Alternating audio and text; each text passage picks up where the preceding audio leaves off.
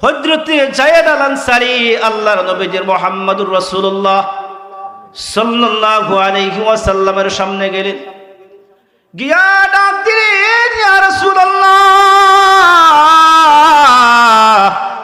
ইয়া হাবিবাল্লাহ, ওগো আল্লাহর নবী, আপনি আমার জন্য একটু দোয়া করেন, আপনি আমার জন্য একটু দোয়া করেন যাতে আমার শরীরটা ভালো থাকে। আমার মাথা মুবারকের মধ্যে আল্লাহর নবী হাত দিলেন, হাত দিয়ে আল্লাহর কাছে দোয়া করলেন। যায়েদ আল আনসারীর জন্য দোয়া করলেন, আল্লাহুম্মা জাম্মিলহু, সুবহানাল্লাহ, আল্লাহুম্মা জাম্মিলহু, আল্লাহ আমার যায়েদের সৌন্দর্যকে তুমি বাড়িয়ে দাও। আল্লাহর নবীজি যায়েদ আল আনসারীর মাথা মুবারকের মধ্যে যখন হাত রাখলেন রে ভাই, রাবি বলেন ওই যায়েদ আল আনসারীর বয়স 100 বছরের উপরে হয়ে গেছে, তারপরও আল্লাহর নবীর হাত মুবারক যে মাথায় রাখছিলেন, ওই হাত মুবারকের বরকতে যায়েদ আল আনসারীর মাথার একটা চুলও মৃত্যু পর্যন্ত সাদা হয় না। আরো জোরে সুবহানাল্লাহ। এরপর রাবি বলেন যায়েদ আল আনসারীর বয়স 100 বছরের উপরে ছিল। যায়েদ আল আনসারীর মৃত্যু পর্যন্ত তার চেহারার লাবণ্যর মধ্যে কোনো মলিন হয় না। আমরা সেই নবীকে ভালোবাসতে চাই কি চাই না? আর আওয়াজ দিয়ে চাই কি চাই না? মোহব্বতে তাকবীর দে, নারে তাকবীর, নারে রিসালাত, আহলে সুন্নাত ওয়াল জামাত। যায়েদ আল আনসারী চিন্তা করে মৃত্যু পর্যন্ত 100 বছরের উপরে তার বয়স, কি হয় নাই? তার চেহারা কোনো মলিন হয় নাই। আল্লাহু আকবার। নবীজির ভালোবাসার ক্ষেত্রে এই যে বরকতের মাস আসছে, আপনাদের জন্য আমি বলে যাই, এই যে বরকতের মাস আসছে, এই মাসে আপনারা বেশি বেশি দুরূদ পাঠ করবেন। দুরূদ পাঠ করলে কি হয় জানেন? আল্লাহ সবচেয়ে বেশি খুশি হয়ে নবীজির দুরূদ পাঠ করে। সুবহানাল্লাহ। সব আমল মানুষে করে, কিন্তু আল্লাহ কোনো আমল করেন না। আল্লাহ বলেন, ইন্নাল্লাহা ওয়া মালাইকাতাহু ইউসাল্লুনা আলান নবী, আমি কিন্তু কোনো আমল করি না, তবে একটা করি, কি? আমার নবীর উপরে দুরূদ পাঠ করি। সুবহানাল্লাহ। বুঝছেন দুরূদের কি বরকত? আর কি হবে 5-7 মিনিট, আল্লাহ নবীর একটা মুজিজা বলে শেষ করে দিব। ছোট্ট একটা মুজিজা শুনেন, আমরা লাস্টে চলে যাব। একদল ইহুদি শাম দেশ থেকে আল্লাহর নবী দরবারে আসলো। ইহুদির সংখ্যা ছিল তখন সময় 1500। সুবহানাল্লাহ বলবেন না? 1500 ইহুদি আল্লাহর নবী দরবারে আসছে। আসার পরে সিদ্দিকে আকবরের সাথে আছেন, বললেন, আপনি তো আমরা শুনেছি নবী, তাহলে নবীরা হলে তো বিভিন্ন মুজিজা দেখানো যায়, আপনার একটা মুজিজা দেখান তো। আর এই আমরা আপনাকে 3টা প্রশ্ন করব।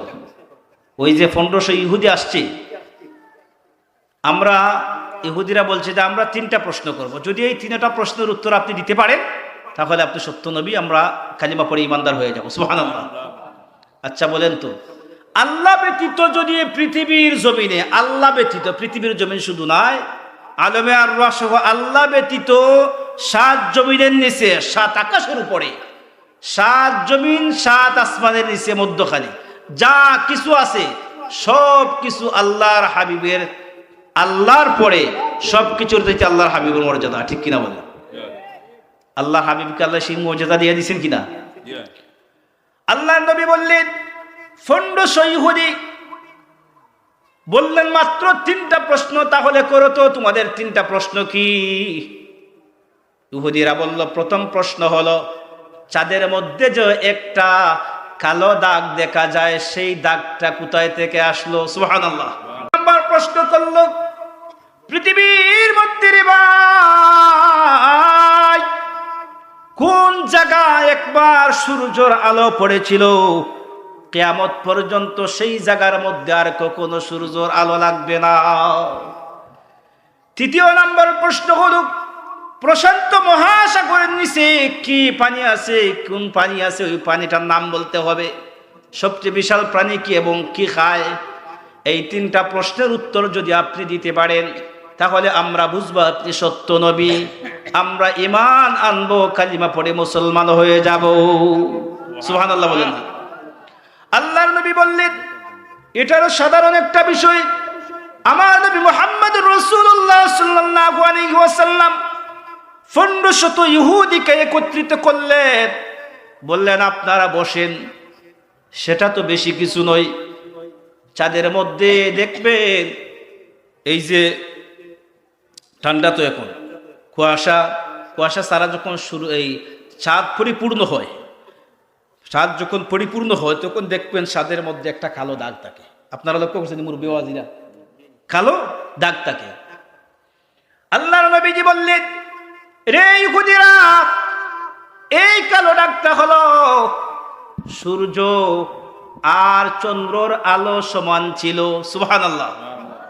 চন্দ্র আর সূর্যের আলো সমান ছিল।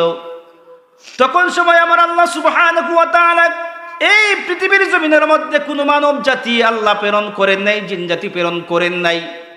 ওই কালো দাগটাকে আমার আল্লাহ বললেন এ জিবরাইল, 2টা লাইট যদি জ্বালাল থাকে, 24 ঘন্টা জ্বালাল থাকে, আলো থাকে, তাহলে আমার বান্দারা ঘুমাইতে কষ্ট হবে। এজন্য আমার বান্দাদের জন্য একটা লাইটের আওয়াজ, চন্দ্রর আলোটা একটু কমাইয়া দাও, যাতে রাত্রি হয়ে আমার বান্দারা রাত্রিবেলা ঘুমাইতে পারে। আমার নবীজি বললেন এই খুদিরা, জিব্রাইলকে যখন আমার আল্লাহ আদেশ করলেন, জিব্রাইল তার একটা ডানা দিয়া ওই চন্দ্রের মধ্যে আঘাত করেছিল, ওই আলোটা বাহির হয়ে গিয়েছিল। যখন আলোটা বাহির হয়ে গিয়া তার পাওয়ারটা কমেছিল, আর পাকার বাড়ি যখন দিয়েছিল, আঘাত লাগার ওই কালো দাগটা হলো জিব্রাইলের হাতের আঘাত। ইহুদিরা বলল আপনি সত্যি আল্লাহর নবী। এবার দ্বিতীয় প্রশ্নের উত্তর দেন, কোন জায়গায় সূর্যের আলো একবার লেগেছিল আর দ্বিতীয়বার আলো লাগবে না? আল্লাহর নবী বললেন হযরতে মূসা আলাইহিস সালাতু ওয়াস সালাম যখন তার ফিরাউন দলবল নিয়ে যখন আল্লাহর নবী হযরতে মূসাকে আক্রমণ করেছিল, সে আক্রমণ করেছিল জানেননি আপনারা?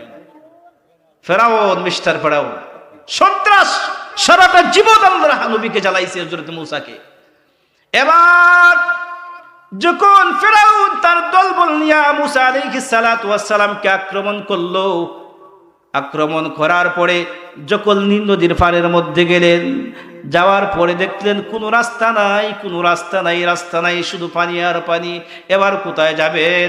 এবার আল্লাহর কাছে ফরিয়াদ করবেন, সেটার নাম হলো তাকওয়া। আমরা বিপদে পড়লে আমরা সর্বপ্রথম ডাক্তারে দৌড়াই কিনা? পয়সা কি করতাম, বাবাজি কি করতাম, দৌড়াই কিনা? আমরা প্রথম শিক্ষা হলো সেখান থেকে জেনে নেন। আল্লাহর নবী হযরতে মূসা কারো কাছে বলেন নাই সাহায্যের জন্য, বললেন আর কেউ না থাকো, ওয়ামান তাওয়াক্কাল আলাল্লাহ ফাহুয়া হাসবুহ, আর কেউ না থাকুক, আমার আল্লাহ একজন আছেন যিনি আমাকে সাহায্য করে নেওয়ালা। উনার উম্মতদেরকে বলছেন আমার আল্লাহ আমাদের জন্য রাস্তা তৈরি করে দিবে। হযরতে মূসা পিছন দিকে তাকাইলেন, দেখলেন সন্ত্রাস, ফেরাউন তার দলবল নিয়ে আসছে। আল্লাহর নবী মূসা তার উম্মতকে আক্রমণ করবে। আল্লাহ সাথে সাথে আয়াত নাজিল করলেন আর বললেন রাস্তা দিকে।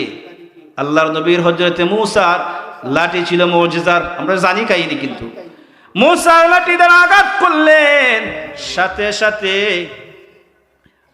এই সাগরের মধ্য থেকে রাস্তা হয়ে গেল। আল্লাহর নবী মূসা তার উম্মতদেরকে নিয়ে পার হয়ে গেলেন। আর পিছন দিকে সন্ত্রাস ফেরাউন আইসা দেখলো কত সুন্দর রাস্তা করা, মনে করেছে তার বাবা হইয়া গেছে, সারা জীবন আল্লাহর বিরোধিতা করছে, আল্লাহর নবীকে জ্বালাইছে মূসাকে, আর এখন মনে করছে সেও বাঁচবে। কি সুন্দর রাস্তা, দুই দিকে পানি আর মধ্যখানে রাস্তা, কত সুন্দর না? রাস্তায় ঢুকছে।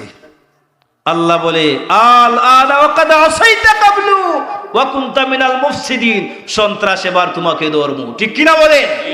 এটা কার কথা? আল্লাহর কথা। মুফসিদিন, সন্ত্রাস তোমাকে ধরবো এবার ধরার পালা। এজন্য আল্লাহ সবাইকে ধরে না, ইন্না বাতশা রাব্বিকা লাশাদীদ, যাকে ধরেন ধরার মতো শক্ত করে ধরেন, আর ধরলে আর রেহাই নাই। ফেরাউন তার দল বললি, আরে ভাই, যখন রাস্তার মধ্যখানে গেল, যাওয়ার পরে আল্লাহ পানিকে বললেন থামান না, শেষ। রাস্তা তো তার লাগি করি নাই, আমি তো করেছি আমার মুমিনদের জন্য রাস্তা, আমি তো তার জন্য রাস্তা করি নাই। আল্লাহ পানিকে বন্ধ করে দিলেন, আর ফেরাউন তার দলবল নিয়া সন্ত্রাস সেখানের মধ্যে মৃত্যুবরণ করলো। সবাই বলেন সে জাহান্নামী কিনা? চিরস্থায়ী জাহান্নাম। সে কিন্তু খুদাই দাবি করেছিল। সেই ফেরাউন সেখানের মধ্যে জাহান্নামে চলে গেল। আল্লাহর নবী মুসা পার হয়ে গেলেন।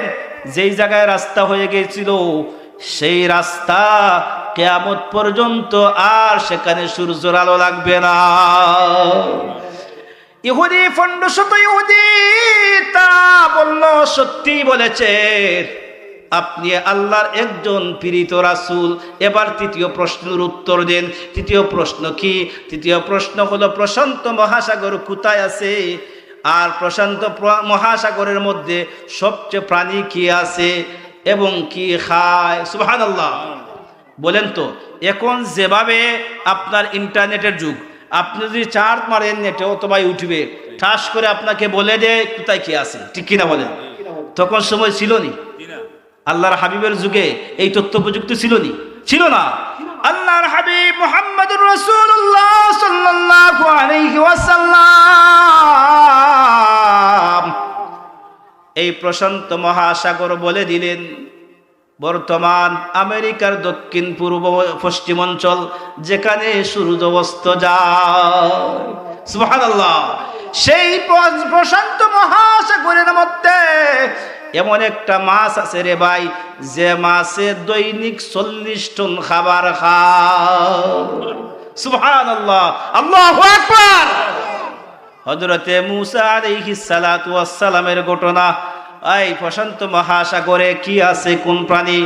চাঁদের মধ্যে দাগ কেন? খেয়ে দাগ হয়েছে কেন হয়েছে? আল্লাহর নবী মুহাম্মদুর রাসূলুল্লাহ সাল্লাল্লাহু আলাইহি ওয়াসাল্লাম তিনটা প্রশ্নের উত্তর দেওয়ার সাথে সাথে 1500 ইহুদি আমার নবীজির হাতের মুবারকের মধ্যে হাত রেখে সাথে সাথে কালিমা পড়ে ঈমানদার হয়ে গেল।